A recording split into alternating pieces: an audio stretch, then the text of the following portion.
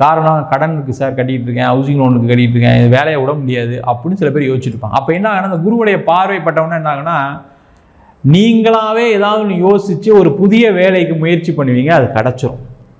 இல்லை ரொம்ப நாளாக முயற்சி பண்ணியிருப்பீங்க, தடங்கல்கள் இருந்துக்கிட்டே இருக்கும், அது டக்குன்னு உங்களுக்கு சக்ஸஸை கொடுத்துரும்.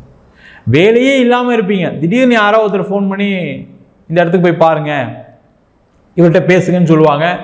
நீங்களும் ஒரு நம்பிக்கை இல்லாமல் பேசுவீங்க, டக்குன்னு இன்டர்வியூக்கு வர சொல்லுவாங்க. என்ன நம்ம இத்தனை நாள் எவ்வளோ பேர் இது மாதிரி நம்மளை வர சொன்னாங்க, ஒன்றும் கிடைக்கல, வேலைக்கு வர சொல்லுவாங்க. இந்த மாதிரி ஒரு பலதரப்பட்ட ஒரு மாற்றங்களை இந்த குருவின் அதிசாரம் இந்த 50 நாட்களில் கொடுக்க போகுது. நான் சொன்ன கேட்டகரியில் இருக்கீங்க அப்படின்னா, நீங்கள் இதை யோசிக்கிறீங்க அப்படின்னா நீங்கள் ரைட் பாத்தில் இருக்கீங்க.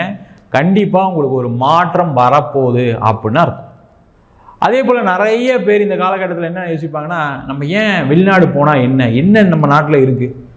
நிறைய விருச்சிக ராசி என்பது நாட்டுப்பற்று அதிகமாக இருக்கும்.